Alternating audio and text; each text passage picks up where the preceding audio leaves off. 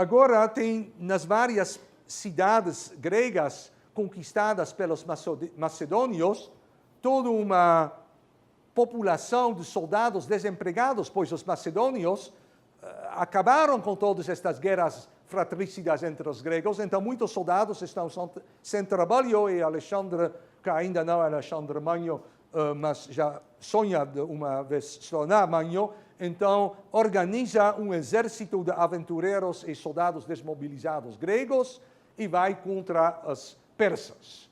E então, em uma epopeia de menos de 10 anos, ele consegue derrotar e conquistar todo o Império Persa.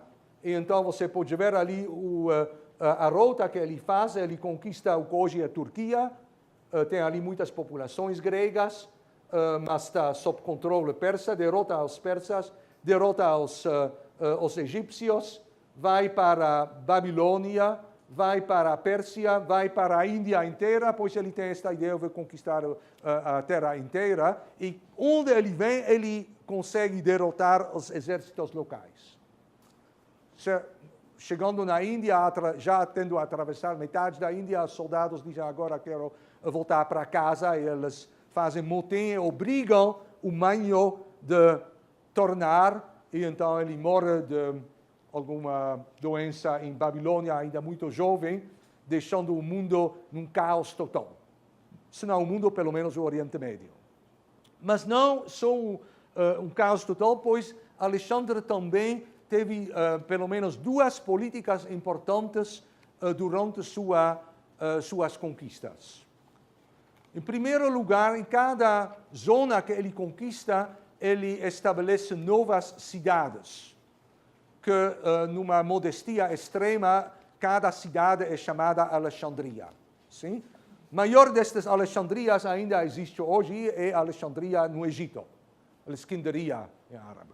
Mas tem no Oriente Médio, o Oriente Médio está cheia de cidades que uma vez se chamaram Alexandria. Por exemplo, Kandahar, em Afeganistão, é uma forma assim, afganizada de Alexandria também. Então ele chega também, não só atravessa Irã, influencia ali Afeganistão, de hoje Paquistão, de hoje metade da Índia, de hoje, e onde ele vem as consequências são importantes. Em segundo lugar, ele tem uma visão, digamos, multiculturalista avant la lettre, antes da palavra existir. Ele diz, eu quero desenvolver uma cultura mundial, universal. E então todas estas divisões e partilhas e diferenças entre nações diferentes, com todos os seus costumes e deuses diferentes, isto não vale. Então, por exemplo, ele faz seus oficiais casarem princesas persas, para que as descendentes sejam misturados e pertencem, seriam tanto gregos quanto persas. Ok, esta política se deu certo, não posso te garantir, mas de qualquer forma, então, como consequência da destruição do Império Persa e do estabelecimento de núcleos gregos por seus oficiais e soldados que ficam onde eles conquistaram, então a cultura grega vai se espalhar não só no mundo mediterrâneo, quanto também no mundo do Oriente Médio. Grego, em um certo momento, vai se tornar a língua de todo o mundo do Mediterrâneo Oriental e do Oriente Médio. Sim? Na época do Cristo, a língua foi aramaico, mas a língua que todos os intelectuais usaram foi o grego. Aí os evangelhos são escritos em grego. Bom, então, o que você pode ver ali é um detalhe também bem conhecido de um grande fresco que hoje está em Nápoles, mas é da antiguidade grega, onde é uma representação de Alexandre Magno derrotando e matando o último imperador dos persas numa grande batalha. Ok. Então, o império é destruído, ele estabelece um novo império, o imperador Alexandre também morre agora. Agora, então, acontece uma briga entre os sucessores, que vão ser os generais de Alexandre, que vão brigar entre si quem vai ser o novo imperador. Estas são chamadas as guerras dos diádocas. E ninguém consegue derrotar todos os outros, e o resultado disto é uma divisão bastante duradoura e em pedaços deste império de Alexandre. E você pode ver no inset que um general vai ficar com a chamada dinastia macedônica na Grécia mesmo, onde estes descendentes vão se manter até a Grécia ser incorporada pelos romanos por volta de 150 antes. Uma outra é o general Ptolemaeus, quer dizer algo como aquele que ama a guerra, e ele se torna faraó do Egito. É um grego, obviamente, mas ele se torna faraó e estabelece uma nova dinastia egípcia, que aliás vai ser a última dinastia grega, a dinastia egípcia. E esta dinastia vai até por volta de 30 antes de Cristo, e tem uma série de reis e rainhas. Todos os reis se chamam Ptolomeus e todas as rainhas se chamam Cleópatra. Sim, a última é a Cleópatra que você conhece, mas eu acho que ela foi Cleópatra XII ou algo do tipo. Então, estes vão ser a dinastia ptolemaica. E tem ainda a dinastia de Seleucos. Seleucos foi um outro general de Alexandre, e eles vão estabelecer a dinastia dos Seleucidas, que é a maior parte, basicamente, todo o Oriente Médio asiático, só que logo eles vão perder metade disto quando, na Pérsia, uma nova dinastia vai capturar a independência, são as Partas. Aí os Seleucidas vão também se encolher, e tem também outros lugarzinhos como Rodos e partes da Turquia, que se tornam ainda outras dinastias. Então, a política internacional do Oriente Médio, do mundo mediterrâneo, começa a se tornar mais difícil, mais caótica ainda. E então é bem tempo que uma nova potência vai conquistar tudo para fazer um pouco de ordem. Então você já pode ver como os romanos vão ser bem-vindos, pelo menos na visão dos próprios romanos. Mas antes, algumas palavras para explicar a situação cultural que vai se desenvolver. Esta situação cultural se chama helenismo. Helenismo é o tipo de cultura em base da cultura grega, ou seja, helênica. Elas é o nome grego da Grécia, que se estabelece não só na Grécia, como em todo o Oriente Médio, em todo o mundo mediterrâneo, mais ou menos a partir do tempo de Alexandre até a época quando a população vai se converter ao cristianismo e a antiguidade termina, digamos, mais ou menos 300 depois de Cristo. E então, muitos traços desta cultura combinam origens gregas com influências das populações do Oriente Médio. Sim? Por exemplo, eles vão vincular deuses e deusas gregas com seus correlatos do Oriente Médio. Vão dizer, ok, nós temos uma deusa do amor que se chama Afrodite, ou Vênus, mas vocês têm Ishtar ou Astarte. Isto é só um engano, pois realmente é a mesma pessoa, a mesma deusa, só que vocês chamam desta maneira, nós chamamos daquela maneira, e então eles vão fazer uma unificação religiosa. Tudo isto tem uma base econômica que também vai se espalhar, e isto é uma produção agrícola que produzem, e também não só de produtos de comida, como também de produtos para o artesanato. E esta agricultura se baseia mais e mais em escravidão.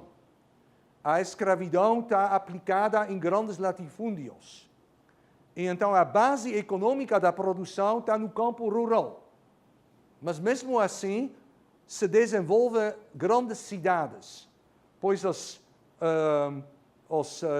senhores dos escravos muitas vezes vão morar na cidade. A cidade vai se tornar o centro da cultura, centro militar, centro administrativo, etc. Mas, economicamente, as cidades da antiguidade muitas vezes são quase parasitas que exploram e sugam o campo rural. Isto vai continuar também durante a época romana. Então, é um sistema escravocrata que vai se tornar predominante. Mas, então, em termos culturais, você vai ter uma influência mútua, até uma mistura de várias culturas, até uma pessoa educada podia, digamos, na época do Cristo, viajar da Espanha até o Irã de hoje, falando o tempo inteiro grego, conversando sobre os mesmos assuntos, lendo mais ou menos os mesmos livros e adorando os mesmos deuses, ou talvez ele fosse muito cético, pois o ceticismo é uma das escolas filosóficas que vai se desenvolver, até dubitando, colocando em dúvida a existência dos próprios deuses. E como tudo isto acontece num campo linguístico também mais ou menos unificado, e que a cultura também está se unificando, você pode bem entender, por um lado, coisas em comum, por outro lado, começa a brotar dúvidas sobre todo este sistema politeísta que subjaz a esta cultura, que você tem precondições para uma nova religião se espalhar rapidamente. E isto vai ser o cristianismo. O cristianismo não foi o único candidato à religião a se espalhar, houve outros candidatos também, mas foi aquela religião que vai se tornar mais bem-sucedido. E isto também porque, então, mais e mais se desenvolve dúvidas sobre a veracidade e a unicidade de meu Deus ou de meus deuses da minha cidade. Então, o primeiro passo é de dizer, este Deus que você venera é provavelmente o mesmo Deus. O segundo passo pode ser, então, podemos também tolerar outros deuses, mesmo não de nossa cidade, mesmo não de nossa cultura, pois provavelmente eles também têm um lugar, esta outra deusa é mais poderosa nesta província longínqua, mas deixemos ela também um pequeno terreno. Então, é uma ideia de tolerância.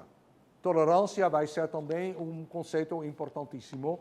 E isto também, então, vai deixar-se desenvolver outras filosofias e outras religiões ainda. Então, você vai ter uma multiplicidade de propostas filosóficas e culturais e religiosas competindo, concorrenciando uma à outra, mas então já é o Império Romano, então agora vamos para este Império, mas rapidamente eu te mostro ainda alguma outra coisa, e isto é que nesta fase da Antiguidade, e agora já é uma Antiguidade que vai para a época de Jesus Cristo e do começo do cristianismo, temos também já contatos internacionais com outras zonas civilizacionais. Como você te lembra, eu disse que tivemos 4 zonas originais, Mesopotâmia, Egito, na Índia e na China. Eu não falei da China nem da Índia, em uma das aulas futuras podemos fazer isto, mas de qualquer forma ali também tem grandes reinos, culturas extremamente sofisticadas, que não são menos desenvolvidas do que a cultura helenística que se desenvolve então sobre a base destas civilizações do Oriente Médio nesta zona e também na bacia mediterrânea. E também vão se desenvolver rotas que não são autoestradas, mas são pistas de caravanas que vão se desenvolver a partir da China, atravessando toda a Ásia para alcançar a Pérsia e aí para frente até o Mediterrâneo, trazendo produtos da Ásia Oriental que tem um mercado na Europa. Tem 2 tipos destes produtos chineses como seda, aí que temos a chamada Rota de Seda, mas também especiarias que vêm do que hoje é a Indochina, e Indonésia, e Índia, e estas vão ser trazidas para a Europa por rotas marítimas. Então se desenvolve mais ou menos na mesma época uma rede terrestre de contatos entre o Oriente Médio e a China, e por outro lado uma expansão marítima, onde até, num certo momento, comerciantes romanos vão se aventurar através do Mar Vermelho, atravessando o Mar Índico, e nós temos, por exemplo, na Índia Oriental e até na Ásia do Sudeste, resquícios romanos.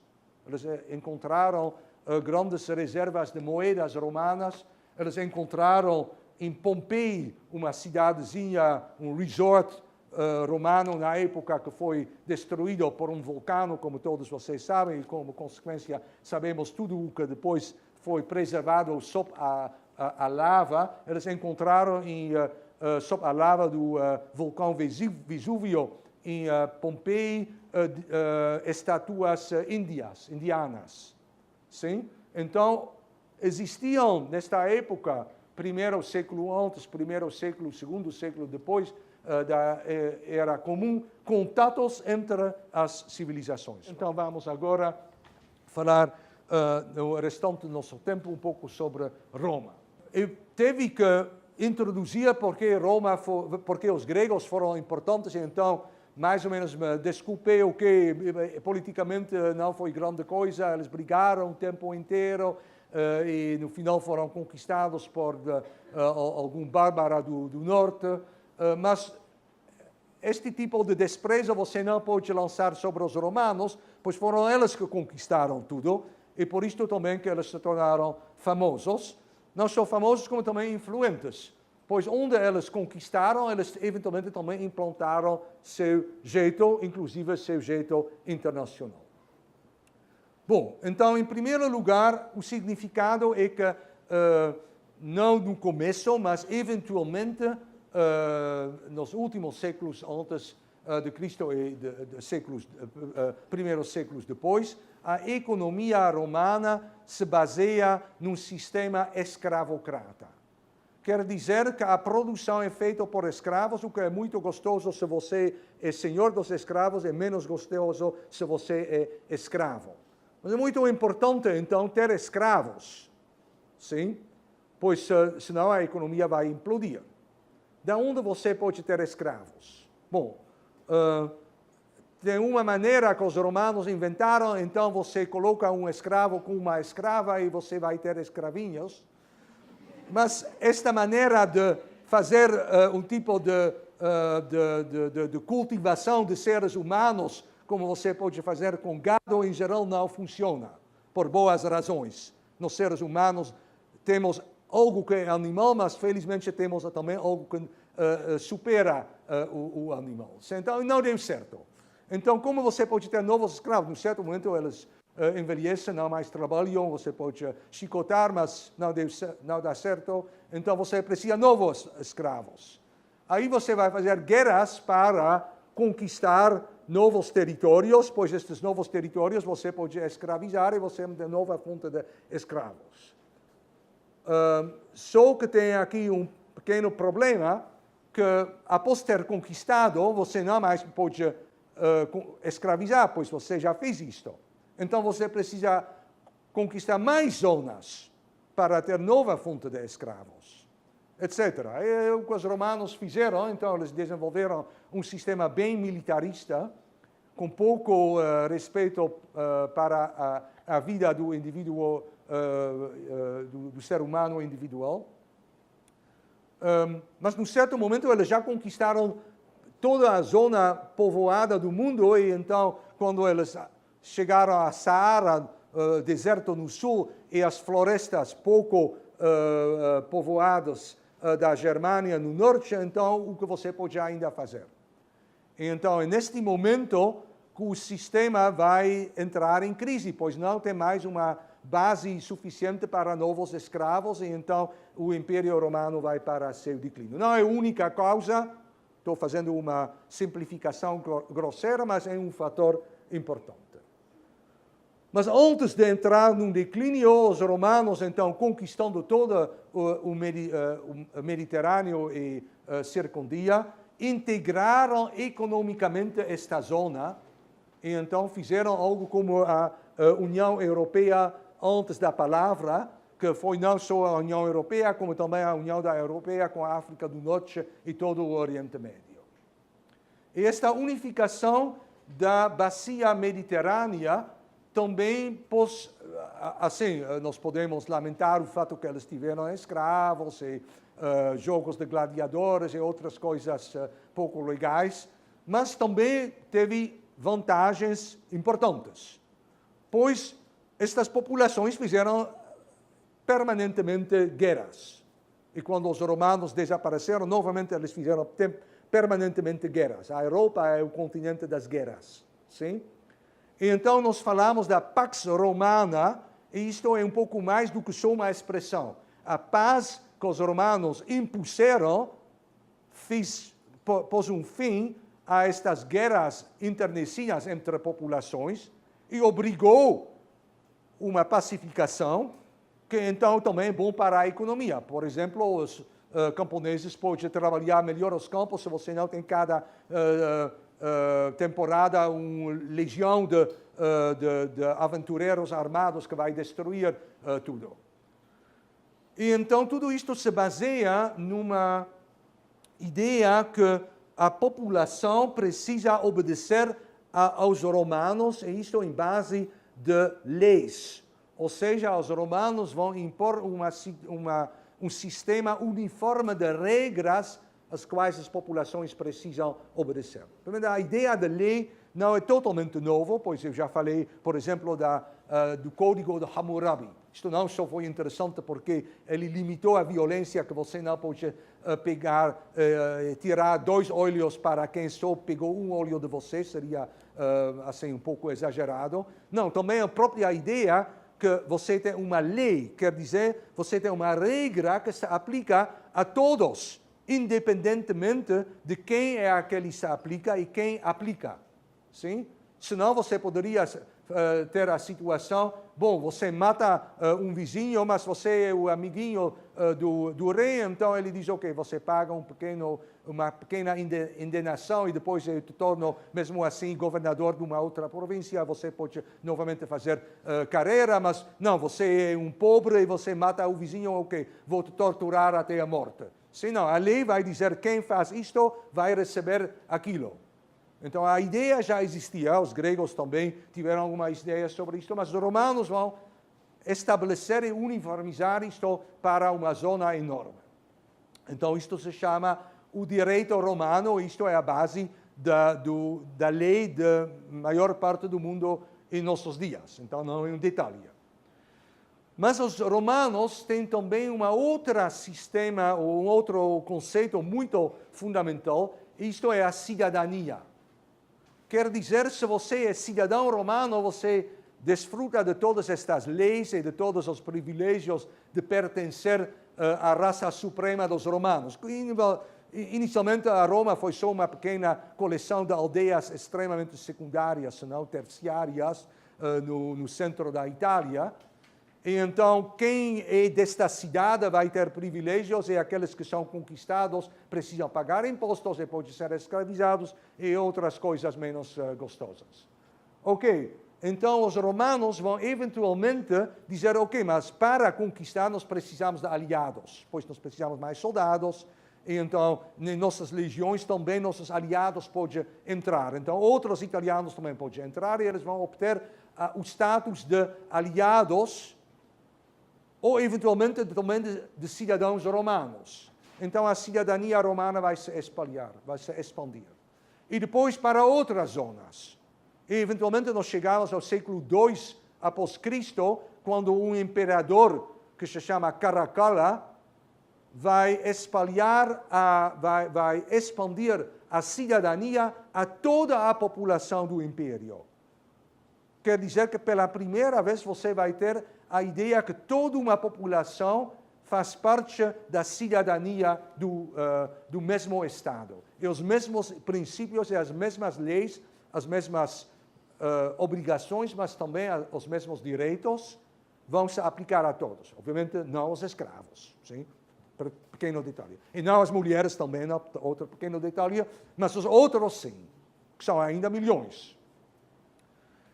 E então, tudo isto em base de uma lei que se expressa numa língua comum, que é o latim, que é a língua original dos romanos. E esta língua, então, também vai se espalhar, se não em todo o império, mas pelo menos na Itália, em toda a zona ocidental da bacia mediterrânea e para norte, para o que hoje é França e outras zonas também, mais para leste, o grego é predominante e também para os próprios romanos a língua mais chique. Então, isto eles não vão destruir. Mas, de qualquer maneira, em base de latim e de grego, a cultura vai se unificar, sim?